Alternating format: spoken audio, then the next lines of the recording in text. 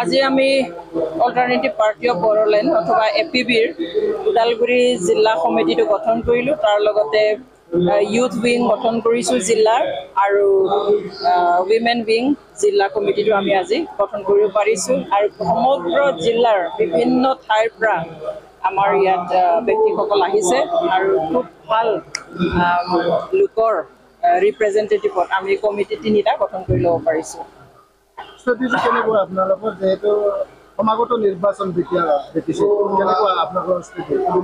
আমাৰ election strategy আমি অলপতে আৰম্ভ কৰিম। এতিয়ালৈকে যিহেতু নতুন পাৰ্টি, সেইকাৰণে আমি গোটেই পাৰ্টি ষ্ট্ৰাকচাৰ অথবা মানে যিটো কমিটি গঠন কৰা সেইবিলাকত আমি জোৰ দিছিলোঁ।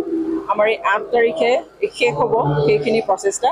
এতিয়ালৈকে খালি মাত্ৰ এটা ডিষ্ট্ৰিক্ট বাকী আছে গঠন কৰিবলৈ। ব্লক প্ৰাইমাৰী প্ৰায় হৈছে।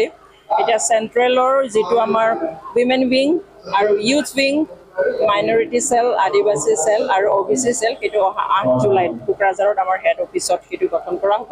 তাৰ পিছৰ পৰাই আমাৰ যিটো নিৰ্বাচন কেন্দ্ৰিক আলোচনা বা যিটো কেণ্ডিডেট কেন্দ্ৰিক আলোচনা, গোটেই পলিটিকেল যিটো ইলেকশ্যনৰ ষ্ট্ৰেটেজি সেইটো আমি আৰম্ভ কৰি দিম। যিহেতু আমি এতিয়া ইলেকশ্যনৰ কোনো বিষয়ে আলোচনা কৰাই নাই, সেইকাৰণে আমি কিমান দিম, কেইটা সমষ্টি দিম, সেইটো আমাৰ ফালৰ পৰা আমি এতিয়ালৈকে ঠিক কৰা 8 তাৰিখৰ পিছত, জুলাই 8 তাৰিখৰ পিছত। ডেফিনেটলি হ'ব, কাৰণ এতিয়াতো পলিটিক্সটো it has become like commercial, ইমান বেছি কমাৰ্চিয়েল হৈ গৈছে। টকা ফাঁকিৰ ওপৰতে বেছি চলে। হ'ব চেলেঞ্জিং, কিন্তু আমি কৈছোঁ যে আমি হাৰা জিকাটো ডাঙৰ কথা নহয়, কিন্তু আমি গুণগত ৰাজনীতি এটা আনিব খুজিছোঁ। আমাৰ যিসকল য়াং জেনেৰেশ্যন, তেওঁলোকৰ কাৰণে আমি সুস্থ ৰাজনীতি, সুস্থ ভৱিষ্যত আৰু সঁচা অৰ্থত শান্তি প্ৰতিষ্ঠাৰ কথা আমি চিন্তা কৰিছোঁ। আমি বহুত বছৰ 60-70 বছৰ সংগ্ৰামৰ অন্তত যিকেইটা আমাৰ একৰ্ড হৈছে, BTR একৰ্ডলৈকে আমাৰ এটা থ্ৰু 6 Schedule, এমেণ্ডেড 6 Schedule জৰিয়তে আমাক ৰাজনৈতিক অধিকাৰ দিয়া হৈছে, ঐতিহাসিক অধিকাৰ দিয়া হৈছে। সেইখিনি যাতে আমি অক্ষত অৱস্থাত ৰাখিব পাৰোঁ, সেই যাতে আমি ৰক্ষা কৰিব পাৰোঁ, সেইটোৰ কাৰণে আমি যুঁজিম। আৰু সেইটো যুঁজাত কষ্ট হ'ব, সেইটো আমি এতিয়া ভাবাই নাই ক'ত কোন খেলিব, আমি কেইটাত দিম। গতিকে পইনৰটো আমি নাজানো কোনে ক'ত খেলিব, গতিকে সেইটো বিষয়ে অকণমান দেৰিকৈ ক'ম। এতিয়ালৈকে কোনো এজন কেণ্ডিডেটৰ নাম অহাই নাই, আৰু মই খেলিম নে নেখেলিম পাৰ্টি চিফ হিচাপে সেইটো মানে ডিচাইড কৰা নাই। চ' আমি CWC আৰু PMBত গোটেইখিনি আলোচনা কৰিম, এইটো ইমিডিয়েটলি আফটাৰ 8 জুলাই। সেইটো আচৰিতভাৱে মানে আচৰিতজনকভাৱে আঁকোৱালি লৈছে। আমি ভবাই নাছিলোঁ। আমি আমাৰ ডিক্লেৰেশ্যন হৈছে 2 এপ্ৰিলৰ 1 তাৰিখে আমি গঠন কৰিছোঁ। সিদিনাখনৰ পৰা এনেকুৱা ফোন, এতিয়াতো ডেইলি ফোন কেৱল জইনিঙৰ কাৰণে, আমাৰ লগত কাম কৰিবৰ কাৰণে, কিন্তু আমি ৰাজহুৱা জইনিং প্ৰগ্ৰাম আমি এতিয়ালৈকে কৰা নাই। আমি সৰুকৈ বিভিন্ন দলৰ পৰা আহি আছে, 10-12জন জইন হয়, দায়িত্ব লয়, জইন হৈছে, দায়িত্ব লৈছে, সেইখিনিতে আমি আবদ্ধ আছোঁ।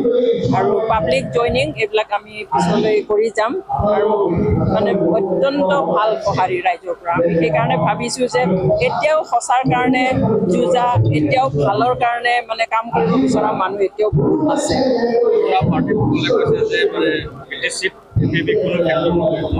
কোনে কৈছে?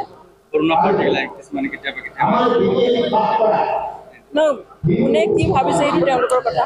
আমিও ডিমাণ্ড নকৰোঁ আমি বিৰাট ডাঙৰ সাংঘাতিক ফেক্টৰ হ'ম, সেইটো ৰাইজে ক'ব।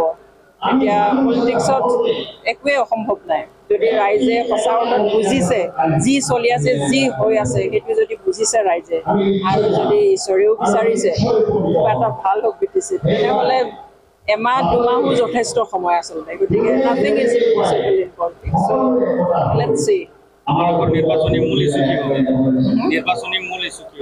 না আমি যিটো উদ্দেশ্য লৈ পেলাই আহিছোঁ সেইটোৱে আমাৰ মেইন কথা আৰু অন্য আমাৰ যিবিলাক ইছ্যুজ ডে টু ডে ইছ্যুজবিলাক আহি আছে আমি যিবিলাক ভাবিছিলোঁ তাতকৈ বহুত বেছি ইছ্যুজ আছে এতিয়া আৰু নতুনকৈ এনেকুৱা মানে ভয়ানক কিছুমান ইছ্যুজ ওলাইছে সেইবিলাক লৈ পেলাই আমি আগবাঢ়ি যাব লাগিব আৰু ৰাইজক বিশ্বাসত লৈ সকলো জাতি জনগোষ্ঠী ভাষা ধৰ্মৰ লোকসকলক লৈ আমি বিটিচিৰ প্ৰতিটো গুণ সমানভাৱে ওপৰলৈ নিয়াৰ সঁচা অৰ্থত বিটিচিৰ উন্নতি হোৱা আৰু সঁচা অৰ্থত শান্তি অনাৰ কাৰণে আমি কাম কৰিব খুজিছোঁ আৰু এইটো কেৱল APBN ৰাজনৈতিক দল হিচাপে নহয় আমাৰ মানুহ বহুত দীঘলীয়া সংগ্ৰাম কৰিলে কেতিয়াবা ৰাজপথত ওলাইছে কেতিয়াবা প্ৰচেছন কৰিছে কেতিয়াবা হাথিয়াৰ হৈছে কিন্তু এতিয়া it will be a different movement. It will be a political movement for justice, movement for rights, movement for complete development, movement for complete peace.